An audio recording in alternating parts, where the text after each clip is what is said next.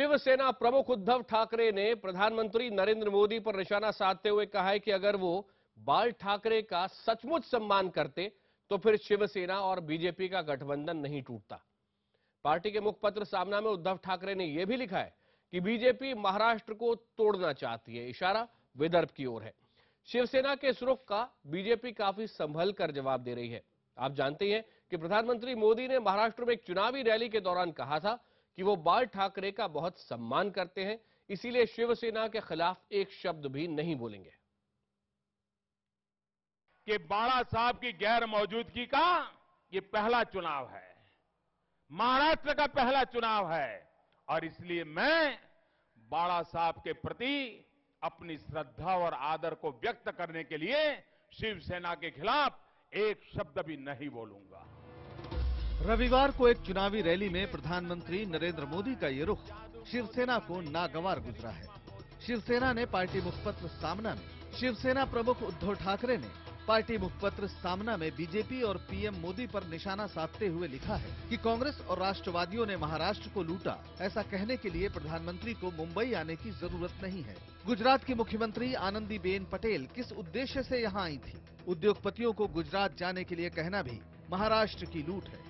हम भी पीएम का आदर करते हैं, लेकिन ये गठबंधन सिर्फ सीटों के बंटवारे को लेकर टूटा। उस वक्त शिवसेना को लेकर आदर भाव कहाँ गया था? गठबंधन को अटूट बनाकर रखते तो बाला साहब को सच्ची श्रद्धांजलि होती। महाराष्ट्र को तोड़ने का सपना लेकर बीजेपी वाले चुनाव में उतरे हैं। सेठ साहूकारों के सट्टा बाजार का पैसा इस सपने को पूरा करने के लिए इस्तेमाल किया जा रहा है।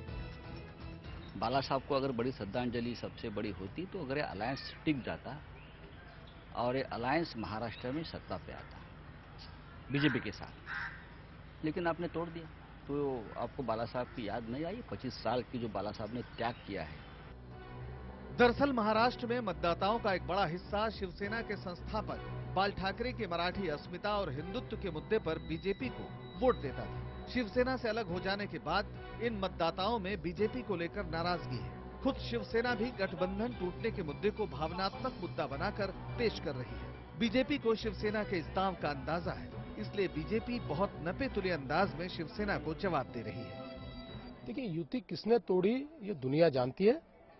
अब हम उससे बहुत आगे बढ़ गए हैं। अब शिवसेना को ये फैसला करना चाहिए कि उनका राजनीतिक शत्रु कौन है, महाराष्ट्र में उनकी लड़ाई किससे है। वैसे शिवसेना पर हमलावर होने को लेकर बीजेपी की हिचक के पीछे चुनाव बाद की स्थितियां भी हैं। माना जा रहा है कि चुनाव बाद दोनों दलों को फिर साथ आना पड़ सकता है। जाहिर है शिवसेना के तीखे हमले के बावजूद बीजेपी इतनी दूरी नहीं बनाना चाहती कि फिर एक साथ आना नामुमकिन हो जाए। बीजेपी को भी ये कहीं ना कहीं लगने लगा है कि महाराष्ट्र विधानसभा चुनाव में अगर उसे पूर्ण बहुमत नहीं मिला तो कहीं ना कहीं उसे शिवसेना की सहायता लेनी पड़ सकती है। इसलिए गठबंधन टूटने के बाद अभी तक बीजेपी ने कभी भी शिवसेना की आलोचना नहीं की है। नरेंद्र मोदी का साफ कहना है कि वो शिवसेना के विरोध में नहीं है और बाला साहब ठाकरे का आशीर्वाद हमेशा उनके सर पर है। इससे साफ जाहिर हो रहा है कि बीजेपी किसी भी हालात में शिवसेना को नाराज नहीं होने देना चाहती। मुंबई से कैमरामैन मयूर जानवलकर के साथ विवेक गुप्ता, IBN 7।